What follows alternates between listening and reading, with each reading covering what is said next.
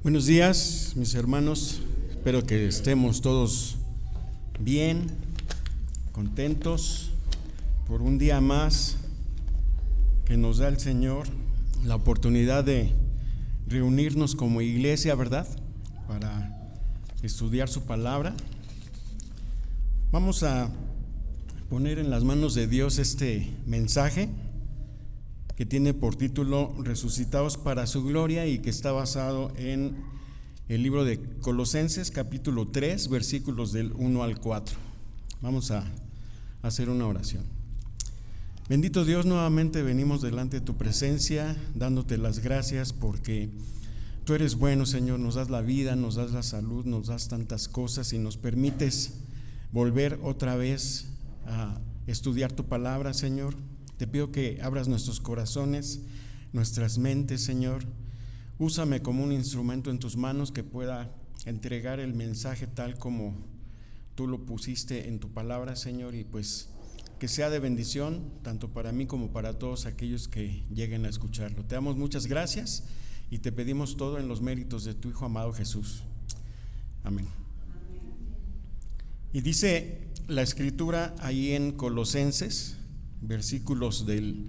Colosenses 3, versículos del 1 al 4. Si pues habéis resucitado con Cristo, buscad las cosas de arriba, donde está Cristo sentado a la diestra de Dios.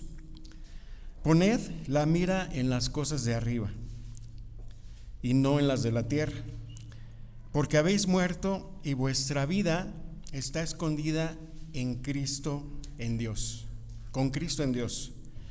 Cuando Cristo, nuestra vida, se manifieste, entonces vosotros también seréis manifestados con Él en gloria. Es un pasaje pequeño, pero tiene mucha enseñanza. En la primera parte de esta carta, el apóstol Pablo ha desplegado el misterio de Cristo y evidentemente lo ha hecho en vista de la situación de la comunidad cristiana de Colosas, que estaba amenazada con esta peligrosa herejía que hemos venido estudiando estas últimas semanas. También podemos ver que en el capítulo 2 Pablo expone las razones que son erróneas para la autonegación, como el hacer o el dejar de hacer. En la segunda parte nos da instrucciones prácticas para la vida cristiana de la comunidad, las cuales tienen el rango de normas apostólicas y son importantes para todos los tiempos de la iglesia. Esto quiere decir que nos atañe también a nosotros. En el capítulo 3 explica la verdadera conducta cristiana, consistente en revestirse con la nueva naturaleza que nos es dada en Cristo, dejando morir la antigua naturaleza que teníamos en Adán. Cambiamos nuestra conducta moral y ética al dejar que Cristo viva en nosotros, de modo que podamos ser moldeados hacia lo que debemos ser. Como muestra ya el primer versículo del capítulo 3, hay que entender estas normas, sobre todo como las consecuencias del misterio del bautismo. Porque nosotros los cristianos desde el bautismo, mis hermanos, tenemos que considerar lo que dice Romanos 6:1, que a la letra dice: así también vosotros consideraos muertos al pecado, pero vivos para Dios en Cristo Jesús, Señor nuestro. Colosenses 3:1 dice: si pues habéis resucitado con Cristo, buscad las cosas de arriba, donde está Cristo sentado a la diestra de Dios. Aquí nos insta a que busquemos las cosas de arriba.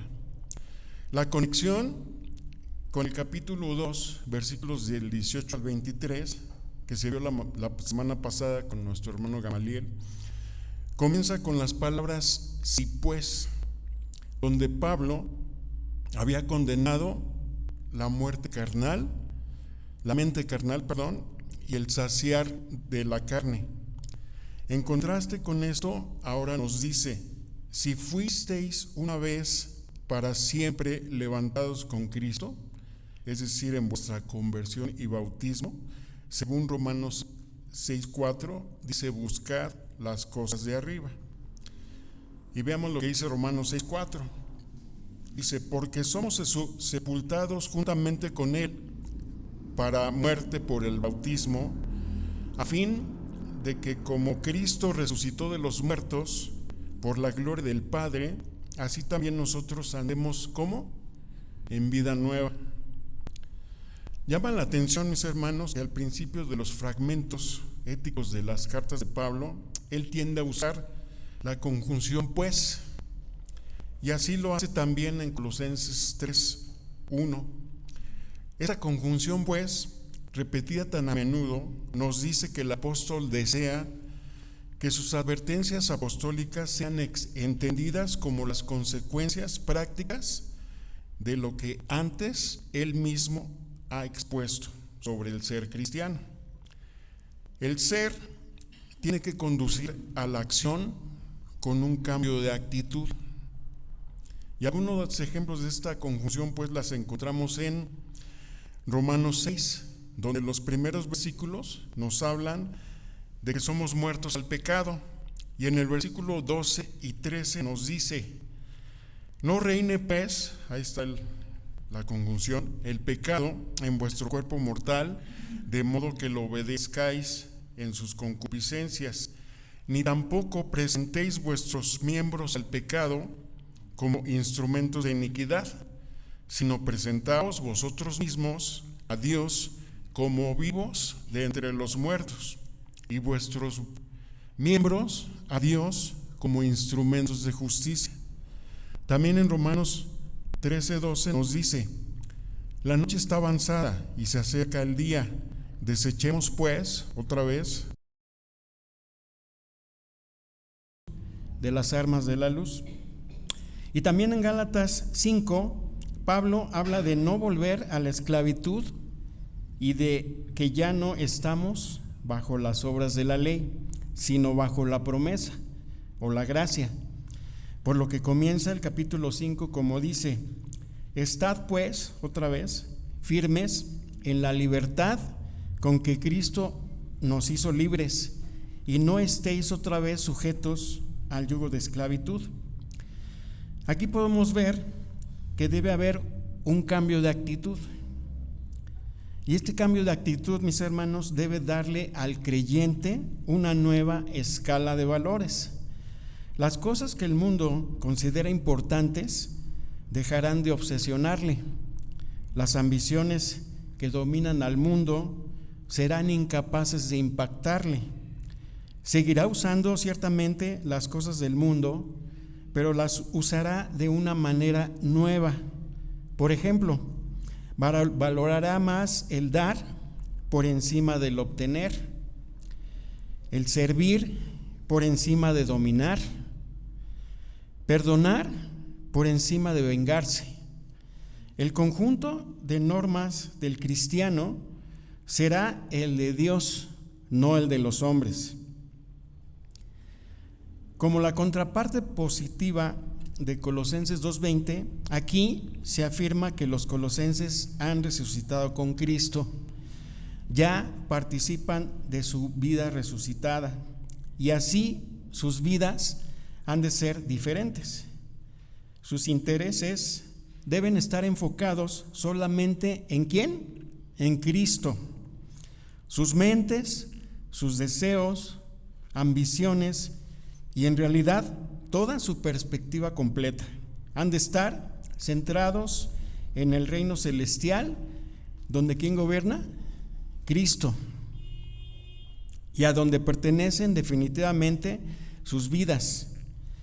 Y para ello se requiere de un esfuerzo continuo de fijando la mente y el corazón, porque esta concentración, mis hermanos, no viene automáticamente. No es de que venimos a Él y automáticamente ya hacemos las cosas, no, para nada. Esto viene también de parte de Dios. Él nos da el querer como el hacer por su buena voluntad, como dice su palabra. Vemos, mis hermanos, que este corto párrafo ocupa una importante posición dentro de la carta. Dice en Colosenses 2, 6 y 7, a la letra dice: por tanto, de la manera que habéis recibido al Señor Jesucristo, ¿qué dice? Andad en Él, como arraigados y sobreedificados en Él, y confirmados en la fe, así como habéis sido enseñados, abundando en acciones de gracias. Conteniendo tanto declaraciones como alicientes, él mismo concluye la sección donde Pablo ataca a la filosofía de estos falsos maestros y a la vez ofrece la verdadera alternativa a la falsa enseñanza que estaban dando.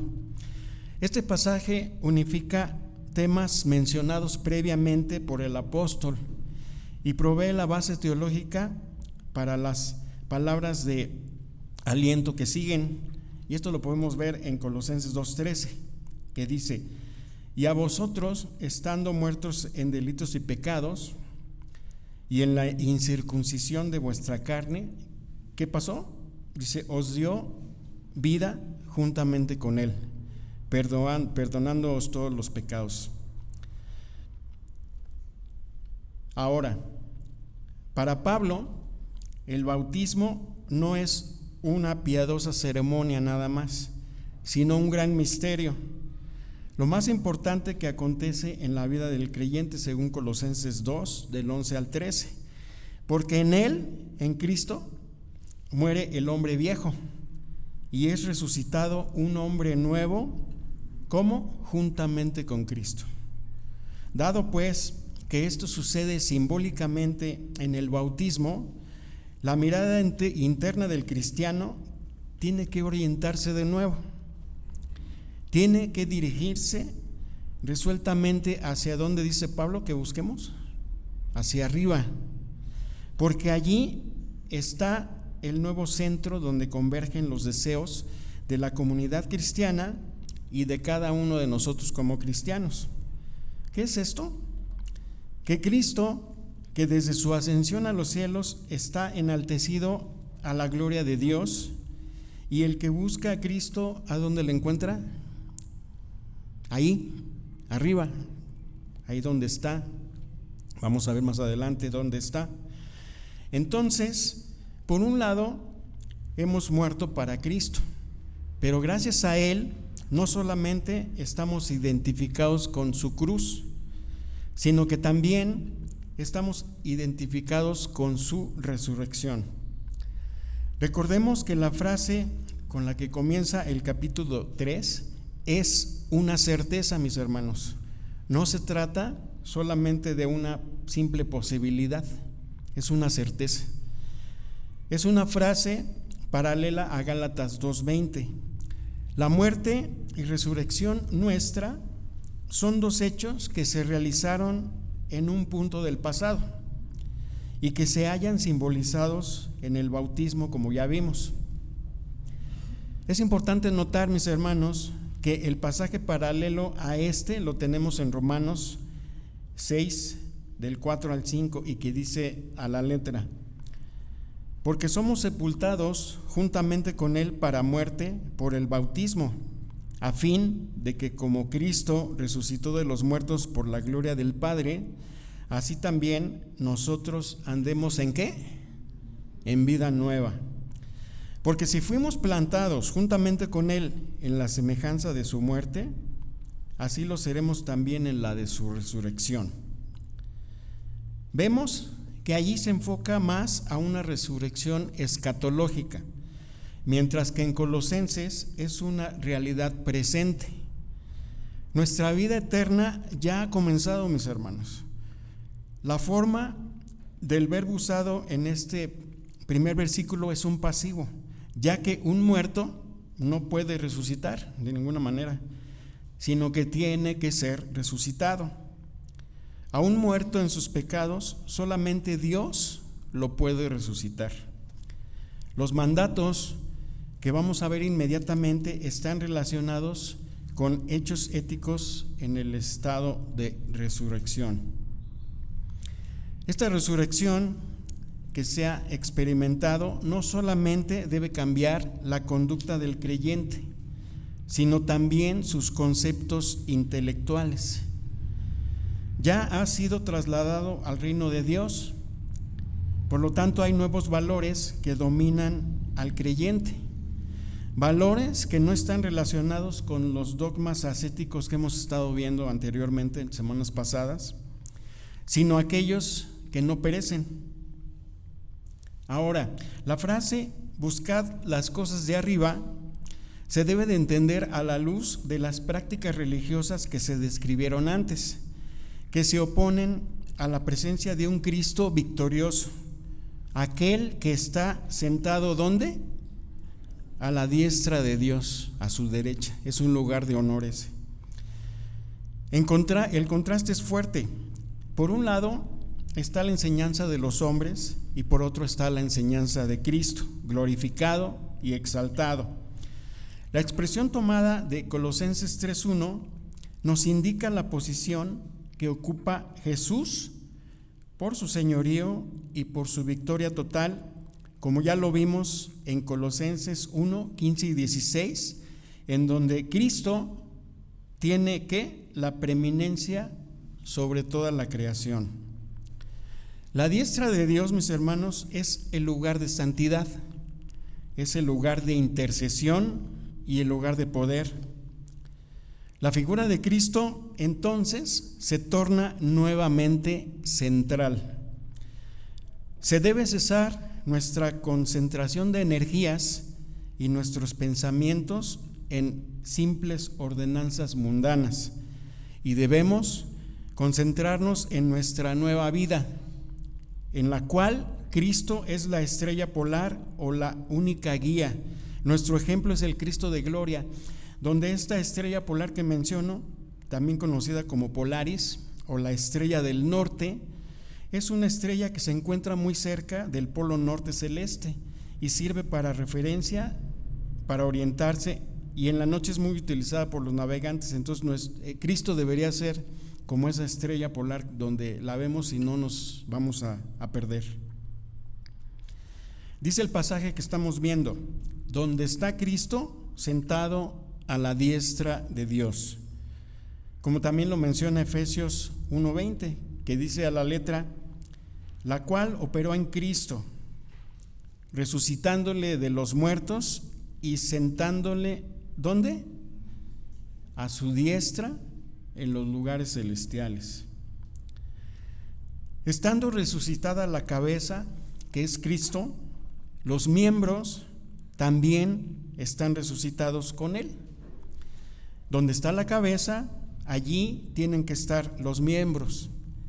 Hay contraste entre el estado anterior del creyente, que era vivo al mundo, mas muerto a Dios, y su estado presente, que es muerto al mundo, mas vivo a Dios, y entre la morada terrenal del incrédulo y la morada celestial del creyente, como dice 1 Corintios 15, 47 y 48, que a la letra dice: el primer hombre es de la tierra, terrenal, se está refiriendo a Adán.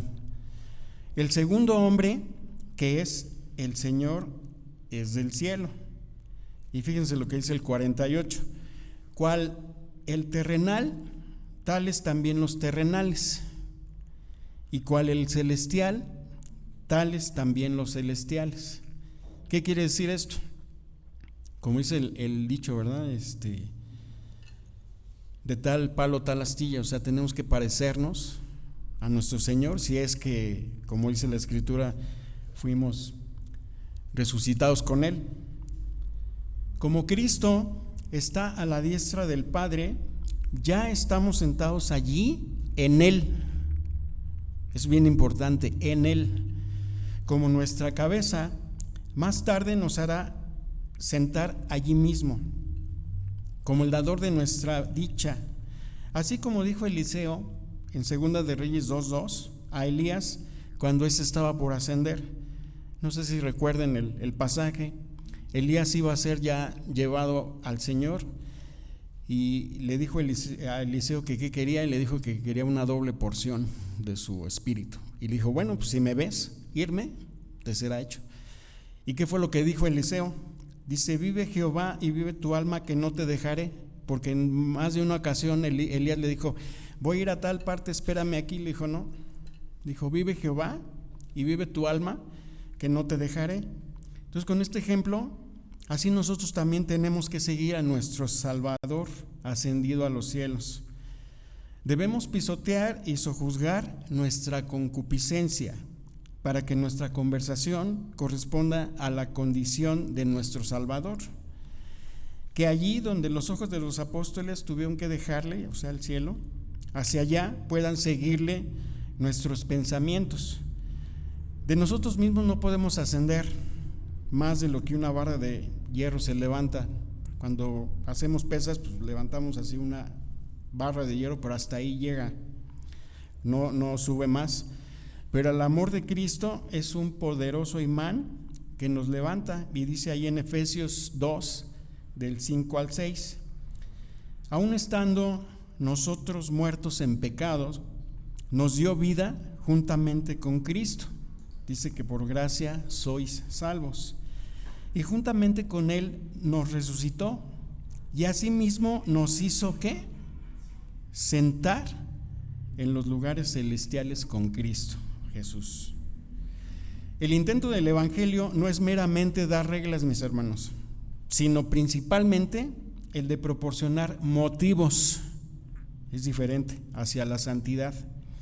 Nuevamente vemos que no es solo el hacer cosas o dejar de hacerlas por sí mismas, sino lo importante es qué es lo que nos mueve o nos motiva para ello.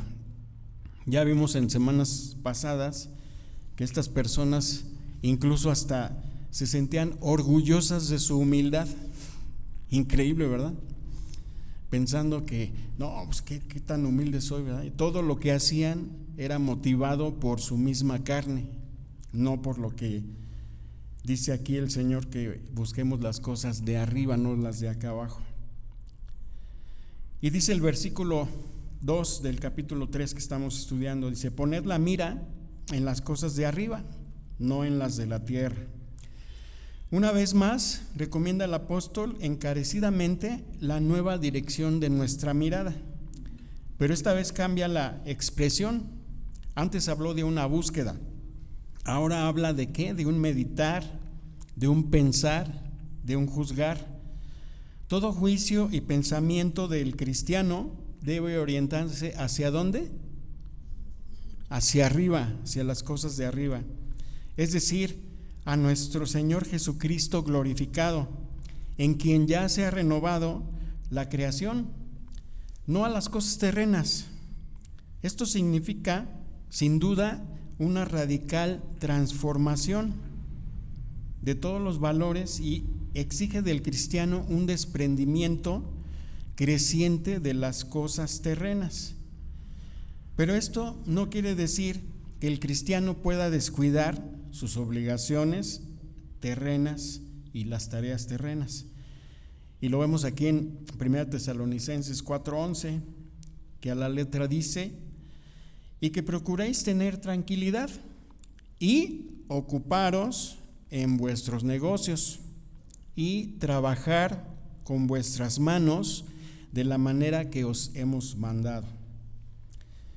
El creyente no debe extraviarse en estas cosas como si tuvieran un valor definitivo y supremo. El cristiano cumple sus obligaciones terrenas dirigiendo sin ruido su mirada hacia Cristo, su Señor y su esperanza. Ahora, debemos captar exactamente lo que Pablo quiere decir con esto. Es seguro que él no está proponiendo que el cristiano se retire de sus ocupaciones y responsabilidades de este mundo para no hacer otra cosa que meditar en la eternidad, buscando las cosas de arriba, como hacen los monjes en los monasterios. Él no está diciendo eso, no está diciendo vámonos a encerrar a un lugar para meditar y estar viendo nada más las cosas de arriba. Inmediatamente después de decir esto, Pablo pasa a establecer una serie de principios éticos que dejan bien claro que espera que el cristiano continúe con su trabajo en este mundo y mantenga todas sus relaciones normales, pero con esta diferencia: desde ese momento el cristiano considerará todas las cosas sobre el trasfondo de la eternidad y ya no vivirá para sí mismo. Entonces, otra vez en el versículo 2 se repite la expresión de arriba, pensar en, para dar el énfasis. No solamente hay que buscar lo de arriba, sino hay que ocupar la mente en ello. Y vemos ahí en Filipenses 4, 8 y 9 lo que dice: por lo demás, hermanos, todo lo que es verdadero, todo lo honesto, todo lo justo, todo lo puro, todo lo amable, todo lo que es de buen nombre, si hay virtud alguna, si algo digno de alabanza, ¿en esto qué? Pensad. Aquí nos está diciendo en otro pasaje lo mismo. Lo que aprendisteis y recibisteis y oísteis y visteis en mí, dice Pablo, ¿esto qué? Haced. Entonces es pensar, pero no nada más es pensar y recluirse y estar ahí, sino tenemos que hacer ¿qué?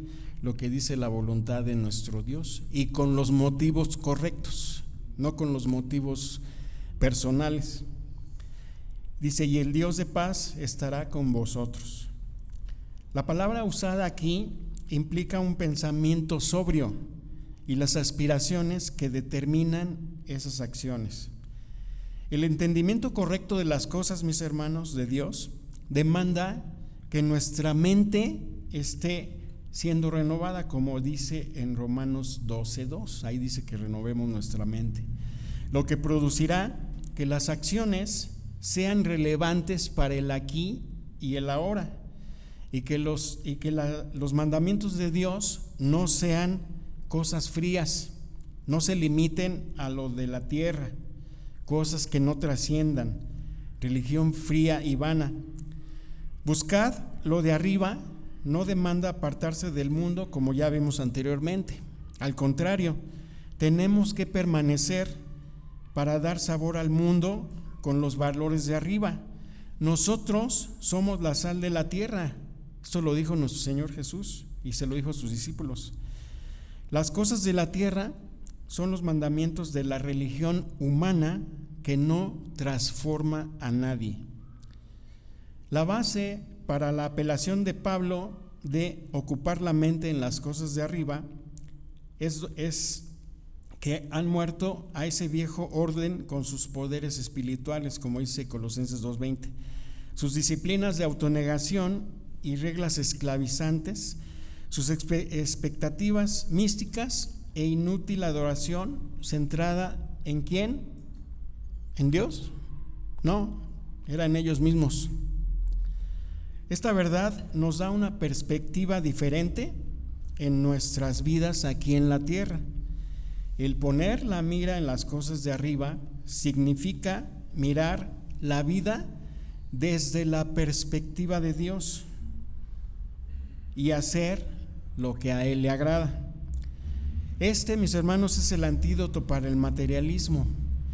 Obtenemos la perspectiva apropiada de los bienes materiales cuando los vemos de la misma manera en que Dios los ve. Cuanto más consideremos al mundo a nuestro alrededor de la manera que Dios lo hace, tanto más viviremos en armonías con Él. No debemos apegarnos demasiado a aquello que es solo temporal. Recordemos que no somos dueños de nada, venimos sin nada. Todo nos lo ha dado el Señor, y cuando nos vayamos tampoco nos vamos a llevar nada. Ahora, ¿cuál es el porqué de todo esto? Dice el versículo 3, dice: porque habéis muerto. Significa que nuestro deseo por este mundo debería ser como el de una persona muerta, o sea, insignificante, no nos debería de importar.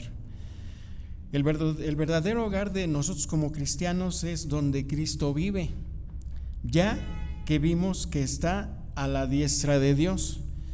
Y Juan 14, 2 y 3 nos dice: en la casa de mi Padre muchas moradas hay. Ahí está, dice, la casa de mi Padre. Entonces ahí vive Él. Si así no fuera, yo os lo hubiera dicho. Voy pues a preparar lugar para vosotros. Y si me fuere y os prepararé el lugar, ¿qué dice? Vendré otra vez y os tomaré a mí mismo, para que donde yo estoy, vosotros también estéis. Ese es el hogar que tenemos nosotros como cristianos, que está con Cristo, en Dios. Habéis muerto y vuestra vida está oculta juntamente con Cristo en Dios. Pablo, mis hermanos, apoya su exigencia precedente de dirigir resueltamente la mirada ¿hacia dónde dijimos? Hacia arriba, en la indicación de que ya hemos muerto en el bautismo, como dice Colosenses 2:12, pero también se nos ha dado en él la vida nueva, la participación de la vida de Cristo resucitado, como dice Colosenses 2:13, que ahora está sentado en el trono de la gloria celestial. Esta vida se sustrae por ahora a la mirada terrena, como el Señor glorificado está oculta juntamente con Cristo en Dios. Con estas palabras, el apóstol no quiere decir que el cristiano tenga una doble existencia, ¿no? Una impropia en la tierra y otra propia en el cielo. Él no dice eso. Lo que se sustrae a la mirada terrena es la misteriosa conexión vital del bautizado con Cristo, que es el manantial de su vida oculta, porque esta es el mismo Cristo. El cristiano vive del misterio que se llama Cristo. Por eso su mirada tiene que estar dirigida ¿a quién? A Él. El aoristo griego da a entender porque moristeis una vez para siempre. Capítulo 2, versículo 12. Dice a la letra: sepultados con Él en el bautismo, en el cual fuiste también resucitados con Él, mediante la fe en el poder de Dios que le levantó de los muertos. No dice tenéis que morir prácticamente al mundo a fin de llegar a estar muertos con Cristo. No dice eso, sino que se supone que la muerte de Cristo se ha realizado una vez y para siempre. ¿En dónde? En la regeneración. Dios, mis hermanos, no compone la vida de nadie, no la arregla, no arregla al ser humano, no viene y lo modifica, lo vuelve a crear. Es una nueva creación, no una nueva criatura. Lo que dice a los creyentes es desarrollar esta vida espiritual. ¿De qué manera? En la práctica. En palabras de San Agustín dice: ninguno anhela la vida eterna, incorruptible e inmortal, sino está cansado en esta vida temporal, corruptible e inmortal. O sea, tenemos que cansarnos, tenemos que rechazar esta vida terrenal. Como hemos visto, dice la Escritura que vuestra vida está escondida, como una semilla escondida en la tierra, plantados, como dice en Mateo 13:31, y como levadura que escondió la mujer en Mateo 13:33. Así como la gloria de Cristo está escondida para el mundo, nuestra vida está guardada para nosotros en Dios y está asegurada por el decreto de aquel que es invisible al mundo, como dice 2 Timoteo 4:8, que a la letra dice: por lo demás me está guardada la corona de justicia. Ahí dice, ahí nos está guardando, la cual me dará el Señor juez justo en aquel día, y no solo a mí, sino también a todos los que aman su venida. Y preguntamos, ¿cómo se puede cumplir eso? La vida del cristiano está escondida con Cristo en Dios. Y hay por lo menos dos referencias aquí. La primera, Ya hemos visto repetidamente que los cristianos originales veían el bautismo como un morir y un resucitar. Cuando una persona moría y era sepultada, los griegos, fíjense, solían decir que estaba oculta en la tierra. Eso decían los griegos. Sin embargo, el cristiano había experimentado una muerte espiritual en el bautismo y no estaba escondido en la tierra, sino en Cristo. La experiencia de los cristianos originales era que el mismo acto del bautismo revestía la persona de Cristo. Y la segunda, bien puede ser que haya aquí un juego de palabras que los griegos reconocerían enseguida. Los falsos maestros, mis hermanos, llamaban a sus libros de supuesta sabiduría apócrifoi. Esa es la palabra griega. Los libros que estaban escondidos para todos, menos para los iniciados, obviamente. Ahora bien, la palabra que Pablo usa aquí para decir que nuestras vidas están escondidas en Cristo, en Dios, es una parte del verbo apokriptein, que es la palabra crupto en griego, del que procede el adjetivo apócrifos. Sin duda, una palabra sugeriría a la otra. Es como si Pablo dijera: para vosotros los tesoros de la sabiduría están escondidos en vuestros libros secretos, pero para nosotros Cristo es el tesoro de la sabiduría y nosotros estamos escondidos en Él. Todavía aquí hay otro pensamiento más. La vida del cristiano está escondida con Cristo en Dios, ya lo vimos. Lo que está escondido está oculto. El mundo no lo puede descubrir, no puede descubrir ese secreto del cristiano. Pero Pablo prosigue. Llegará el día cuando Cristo vuelva en gloria, y es lo que esperamos, ¿verdad? Y entonces el cristiano, al que nadie reconocía, compartirá esa gloria y todo el mundo lo verá. En cierto sentido, Pablo está diciendo una gran verdad, que algún día los veredictos de la eternidad darán la vuelta a los veredictos del tiempo, y los juicios de Dios darán vuelta a los juicios de los hombres. Esta expresión profunda, nuestra vida está escondida con Cristo en Dios, tiene un significado triple. El primero, los creyentes tienen una vida espiritual común con el Padre y con el Hijo. Esto se ve en 1 Corintios 6:17 y en 2 Pedro 1:4. Número 2, el mundo no puede entender todo lo que incluye la nueva vida del creyente, y esto se ve en 1 Corintios 2:14 y 1 Juan 3:2.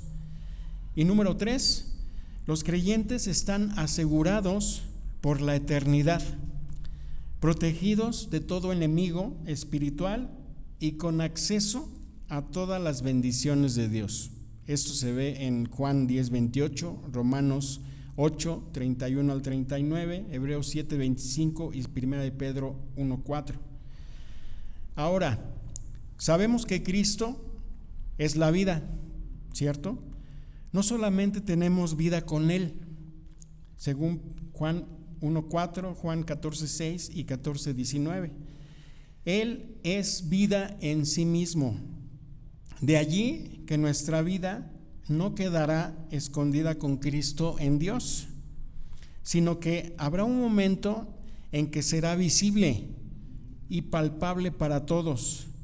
Sin duda, se está refiriendo ¿a qué? A la segunda venida de nuestro Señor, que será personal, será visible y será con gran poder y gloria, como dice Mateo 24:30. Aquí se verá su aparición en majestuosa divinidad, no como cuando vino la primera vez. Lo increíble es que el creyente será parte también de esta manifestación con Cristo, como dice 1 de Juan 3:2, que dice a la letra: amados, ahora somos hijos de Dios y aún no se ha manifestado lo que hemos de ser, pero sabemos que cuando Él se manifieste, ¿qué pasará? seremos semejantes a Él, porque le veremos tal cual Él es. Lo cierto es que no se limitará a esta manifestación concreta, sino será una manifestación eterna en la consumación de todo. Nosotros los latinoamericanos hemos sido expuestos bajo dos extremos en nuestra perspectiva de la vida cristiana. Por un lado, hemos vivido muchos años desde el comienzo de la conquista bajo el símbolo de la muerte, ¿sí? Hasta hay un día de muertos aquí, ¿no? Se nos ha presentado un Cristo crucificado que no demanda una ética diferente en nuestras vidas. Por otro lado, se nos ha presentado también la imagen de solamente el Cristo resucitado, un cristianismo triunfalista nada más. Este pasaje, mis hermanos, nos presenta la perspectiva completa. Así como lo cóncavo y lo convexo en un círculo, así la muerte y la resurrección no se pueden separar. Es necesario que todo creyente pase por la muerte de la cruz. Esto es indispensable. Sin pasar por la muerte de la cruz, no puede haber resurrección tampoco. Y entonces todo lo que estamos viendo pues no aplica para las personas. La resurrección nos enseña la necesidad de identificarnos con la cruz de Cristo. No podemos evitar este camino para disfrutar de su gloria y de su resurrección. Y dice el versículo 4, dice: cuando se manifieste Cristo, que es nuestra vida, entonces también vosotros seréis manifestados juntamente con Él en gloria. Cristo, mis hermanos, se manifestará al fin del mundo. Entonces saldrá de su retiro celestial y se mostrará como el verdadero Señor del mundo, con miras al cual todas las cosas fueron creadas, según Colosenses 1:16, que ya vimos en semanas anteriores, y en quien están recapituladas todas las cosas de los cielos y de la tierra, según Efesios 1:10. Aquel será el momento en que también cesará de ser invisible y oculta la vida, de la que Dios nos ha hecho donación en el bautismo. Esta vida aparecerá gloriosa y entonces también abarcará el cuerpo, para reproducir en nosotros la imagen de su Hijo, como dice Romanos 8:29.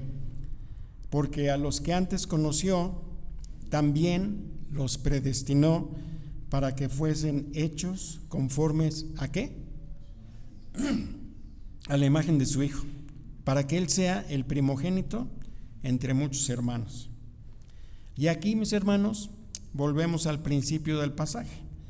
Es precisamente por todo lo que hemos visto hasta ahora, y puesto que los cristianos están libres de la ley ceremonial y de todo eso que ya vimos, deben andar más cerca de Dios. Debemos andar más cerca de Dios.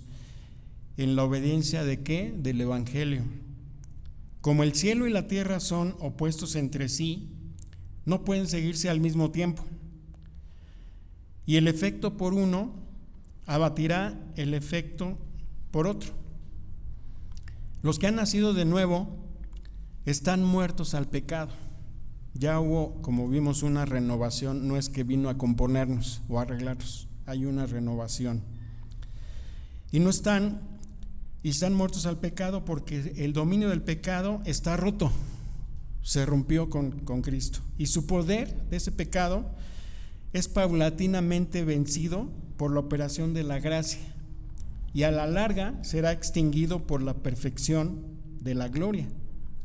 Entonces, estar muertos significa esto, que quienes tienen el Espíritu Santo, que mortifica en ellos las concupiscencias de la carne, son capaces de despreciar las cosas terrenales y desear las celestiales.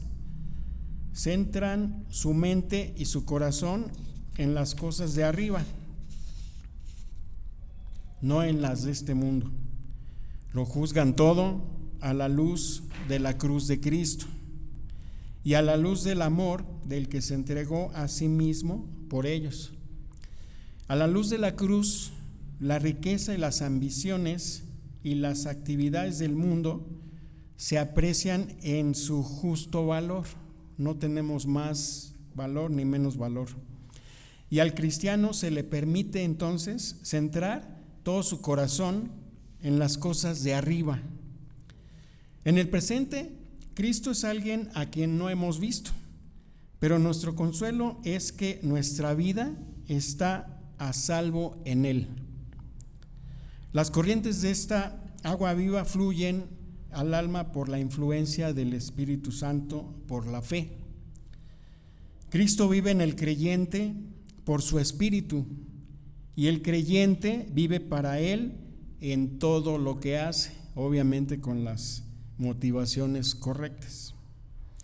En la segunda venida de Cristo habrá una reunión general de todos los redimidos y aquellos cuya vida está ahora escondida con Cristo.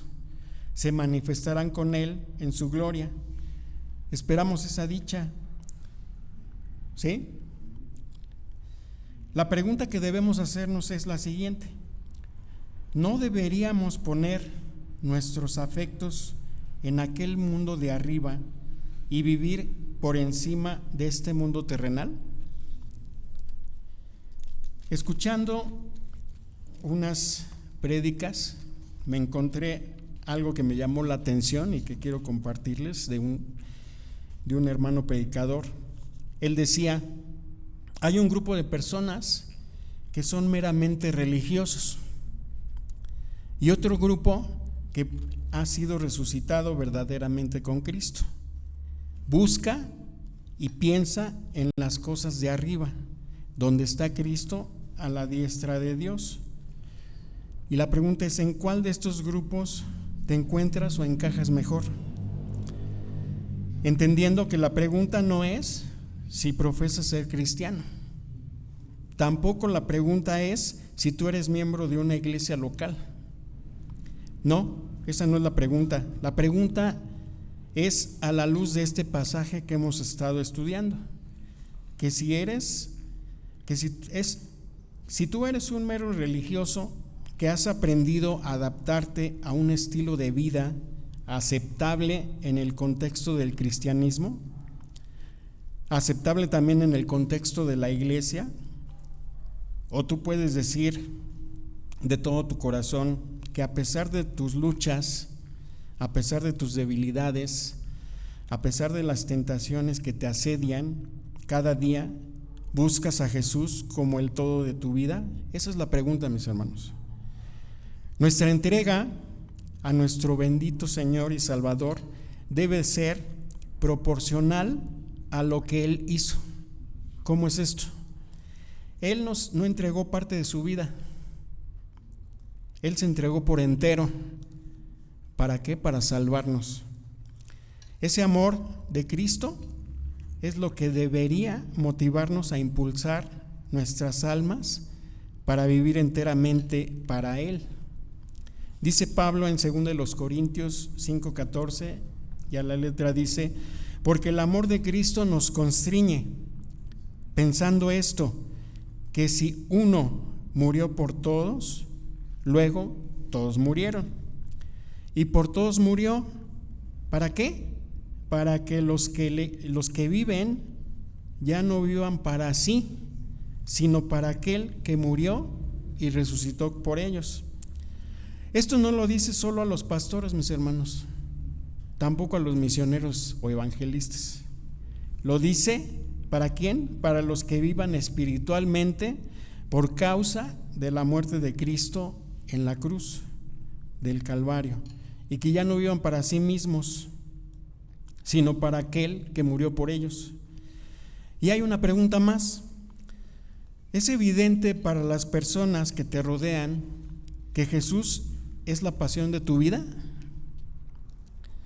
La gente que te rodea ve tu vida y se da cuenta de que eres un apasionado por la persona de Jesús, que busca su voluntad, que te has entregado por entero a Él para que Él haga de tu vida lo que quiera? Preguntémonos esto, mis hermanos. Pidamos a Dios en oración que destruya los ídolos de nuestro corazón, que todos tenemos, me incluyo yo también, que puedan estar estorbando nuestra pasión y nuestra devoción por buscar y pensar en Cristo, como hemos estudiado. Dios tiene un llamado particular para cada uno de sus hijos. Sé lo que Dios quiere que tú seas. De nuevo, debemos pedirle a Dios que destruya los ídolos de nuestro corazón. ¿Para qué? Para que Él sea nuestro único tesoro, para que Él sea nuestro deleite, para que Él sea nuestro todo, para que no queramos hacer absolutamente nada en que lo mal represente a Él, que lo mal representa a Él ante los ojos del mundo, nos hace ser piedra de tropiezo. Que está camino al infierno esta gente y se muere en sus pecados. Busquémosle con verdadera devoción, mis hermanos, y pongamos toda nuestra vida a su disposición para que Él haga con nosotros y con lo nuestro lo que Él quiera. Si buscamos a Cristo realmente como a nuestro único tesoro, no habrá nada más plenamente satisfactorio en este mundo que tenerle a Él y servirle a Él, ya sea en salud o enfermedad. Vamos a hacer una oración y pidiéndole al Señor que grabe su palabra en nuestros corazones. Bendito Dios, una vez más venimos delante de ti, agradeciéndote, Señor, la oportunidad que nos das de escuchar tu palabra.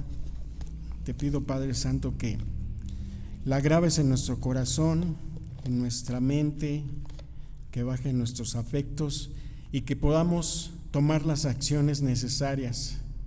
No sirve nada más escuchar, no sirve nada más llenarnos de conocimiento, si no tomamos la acción de buscarte, de pensar en todas las cosas de arriba.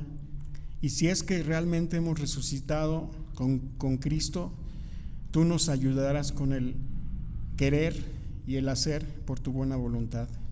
Gracias a Dios por este mensaje y pues que podamos llevarlo a cabo, y te damos gracias y te pedimos todo en los méritos benditos de tu Hijo amado Jesús. Amén. Dios les bendiga, hermanos.